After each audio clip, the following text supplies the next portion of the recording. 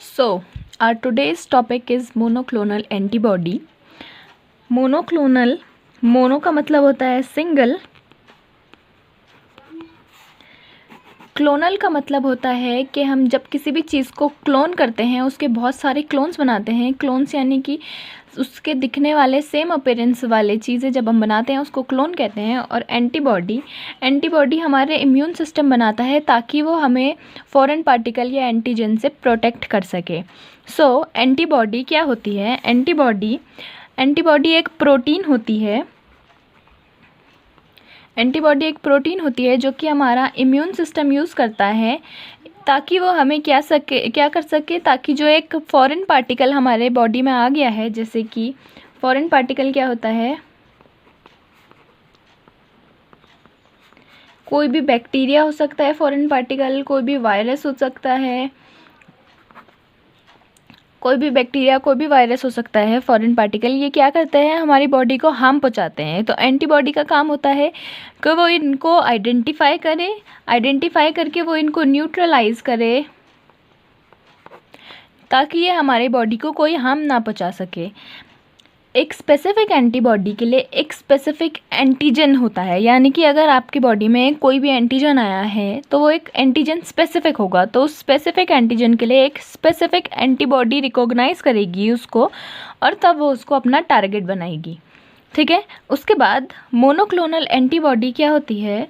Monoclonal antibody का मतलब होता है ये वो एंटीबॉडीज़ होती हैं जो कि आइडेंटिकल होती हैं। आइडेंटिकल हम इसको इसलिए कह रहे हैं, हम इसको आइडेंटिकल क्यों कह रहे हैं? आइडेंटिकल इसलिए कह रहे हैं क्योंकि ये केवल एक तरह के, हम इनको आइडेंटिकल इसलिए कहते हैं क्योंकि ये one type of immune cell से प्रोड्यूस किए जाते हैं, यानी कि केवल एक तरह का इम्यून सेल होता है जो कि एक एंटीबॉडी का प्रोड्यूस करता है, इसीलिए उसको मोनोक्लोनल एंटीबॉडीज़ कहते हैं। और इसकी जो क्लोनिंग, हम जो इसकी क्लोनिंग करते हैं उसके लिए केवल हमें एक सिंगल पेरेंट की ज़रूरत होती है। वेयर एज पॉलीक्लोनल वो एंटीबॉडीज़ होती हैं जो कि आपका डिफरेंट इम्यून सेल से प्रोड्यूस की जाती है, डिफरेंट इम्यून सेल से, उनको हम पॉलीक्लोनल एंटीबॉडी कहते हैं। तो आज हम पढ़ेंगे कि मोनोक्लोनल एंटीबॉडी होती क्या है। नाउ वी विल सी कि हिस्ट्री क्या होती है। 1990 में एक साइंटिस्ट थे एलरिच, इन्होंने क्या किया था? साइड चेन थ्योरी प्रोड्यूस की थी। ठीक है। और 1990 में ही एक साइंटिस्ट थे मिलिस्टीन, इन्होंने क्या किया था? मिलिस्टीन ने फर्स्ट मोनोक्लोनल एंटीबॉडी प्रोड्यूस की थी। जो पॉल एलरिच थे, इन्होंने क्या बोला था? इन्होंने एक थ्योरी दी थी जिसमें इन्होंने बताया कि एक सेल जो होता है जब वो एक थ्रेट के अंदर आता है, जैसे कि हमारा कोई भी एक सेल है, जब उसको पता चल गया कि उसको कोई एंटीजन हार्म करने वाला है, एक थ्रेट हमारी बॉडी में एंटर कर रहा है, तो वो सेल क्या करता है? एडिशनल साइड चेन्स प्रोड्यूस करनी शुरू कर देता है। एडिशनल साइड चेन प्रोड्यूस करने लगता है। ये साइड चेन क्या करती हैं? ये साइड चेन बाइंड करती हैं किससे? टॉक्सिन से। जो हमारा टॉक्सिन मटेरियल, जो हमारा एंटीजन होता है, ये साइड चेन उनसे बाइंड होती है और बाइंड होके क्या करती हैं? ये चेन जो है ब्रोक आउट हो जाती है। चेन ब्रोक आउट, और ब्रोक आउट होने के बाद ये एंटीबॉडीज़ बन जाती हैं। ठीक है। ताकि ये एंटीबॉडीज़ बन जाए इसीलिए ब्रोक आउट होती है, और ये एंटीबॉडीज़ क्या करती हैं? सर्कुलेट होती हैं थ्रू आउट द बॉडी में। ठीक है। पॉल एलरिच एक साइंटिस्ट थे। उन्होंने क्या कहा, उन्होंने एक थ्योरी दी कि एक सेल होता है, सेल को जब पता चलता है कि उस पर कोई चीज़ अटैक करने वाली है, वो थ्रेटन हो जाता है, तब वो एडिशनल साइड चेन प्रोड्यूस करनी शुरू करता है। जब वो एडिशनल साइड चेन प्रोड्यूस करता है, ये साइड चेन क्या करती हैं, बाइंड होती हैं उस टॉक्सिन मटेरियल से, उस टॉक्सिन मटेरियल से बाइंड हो जाती हैं। बाइंड होने के बाद वो क्या करती है, ब्रोक आउट हो जाती हैं, वो अपने जगह से रिमूव हो जाती है। ब्रोक आउट होने के बाद, ये ब्रोक आउट इसलिए होती हैं ताकि वो एंटीबॉडीज़ बना सके। एंड ब्रोक आउट होने के बाद वो एंटीबॉडीज़ बनाती हैं, और वो एंटीबॉडीज़ फिर हमारी बॉडीज़ में थ्रू आउट जो है सर्कुलेट की जाती है। नाउ वी विल सी कि हम मोनोक्लोनल एंटीबॉडीज़ का प्रोडक्शन करते कैसे हैं। मैंने एक इसमें छोटा सा डायग्राम बनाया है। तो इस डायग्राम में मैंने एक छोटा सा रिप्रेजेंटेशन बनाने की कोशिश की है। इसमें क्या होता है, इसमें मैं एक फ्लो चार्ट टाइप का है। इसमें हम बताते हैं कि मोनोक्लोनल एंटीबॉडीज़ का हम फॉर्मेशन करते कैसे हैं। हमने एक रैट लिया, हमने रैट के स्प्लीन में लिम्फोसाइट्स प्रेजेंट रहते हैं। वो लिम्फोसाइट्स क्या करते हैं, एंटीबॉडीज़ बनाते हैं।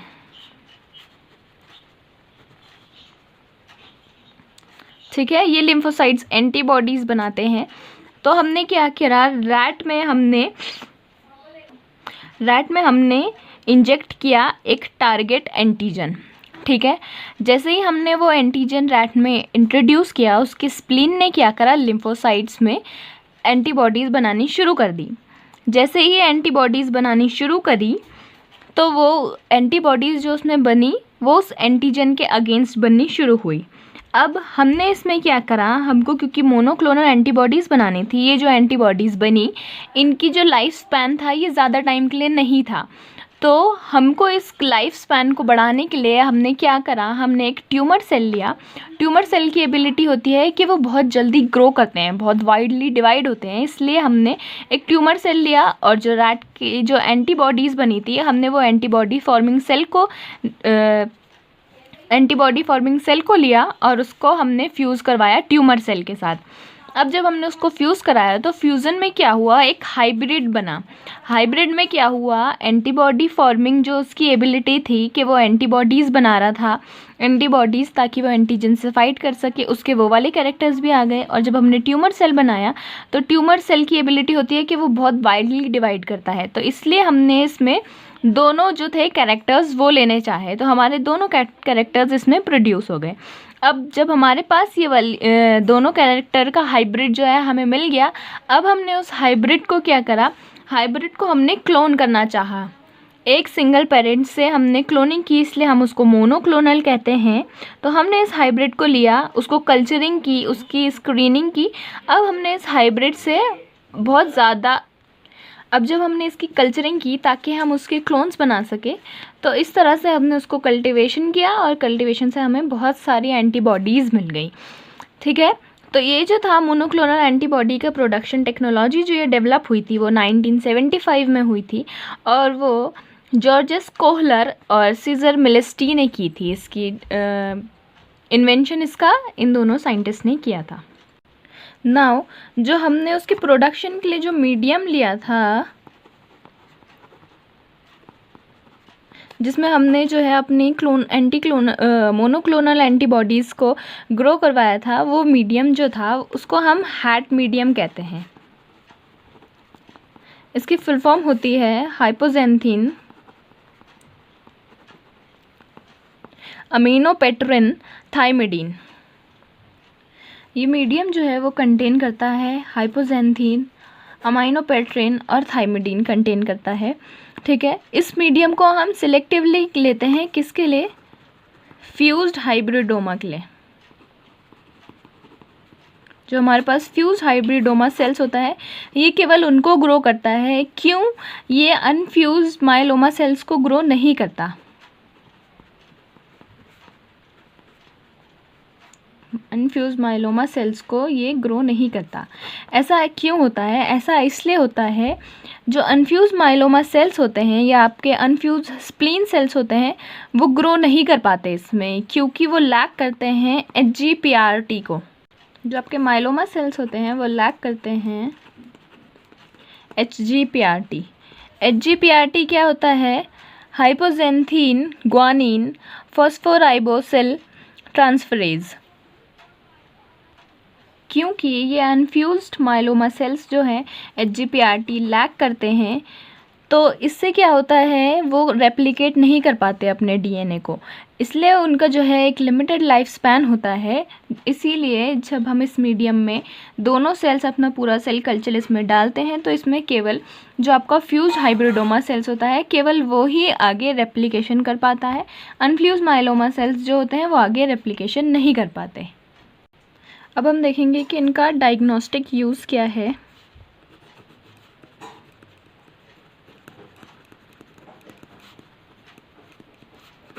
तो हम इनको यूज़ करते हैं ताकि हम डिटेक्ट कर सके प्रेगनेंसी को। जो हमारा मोनोक्लोनल एंटीबॉडी है उसको हम यूज़ करते हैं ताकि हम डिटेक्ट कर सके प्रेगनेंसी को। ये हम कर सकते हैं केवल after 14 days of conception. Next, ये हमें अलाउ करता है, जो हमारे माब्स मोनोक्लोनल एंटीबॉडीज़ होती हैं, ये रैपिड डायग्नोसिस करता है वेरियस डिजीज़ की, जैसे कि हेपेटाइटिस की, इन्फ्लुएंज़ा की, स्ट्रेप्टोकोकल की और क्लेमाइडिया इन्फेक्शन। जितने भी ये इन्फेक्शंस होते हैं या जितनी भी ये डिज़ीज़ होती है, ये इसको डायग्नोस करता है। लेकिन इसकी कुछ लिमिटेशंस भी होती हैं। लिमिटेशन जो होती हैं हमारी, वो माउस मोनोक्लोनल एंटीबॉडीज़ की होती है। क्योंकि इसमें प्रॉब्लम ये आती है कि जो हमारा जो ये एंटीबॉडीज़ माउस के थ्रू हम प्रोड्यूस करते हैं, माउस वाली जो एंटीबॉडीज़ होती हैं, इन बॉडीज़ में क्या प्रॉब्लम हो जाती है कि हमारा जो ह्यूमन का इम्यून सिस्टम होता है वो इनको रिजेक्ट कर देता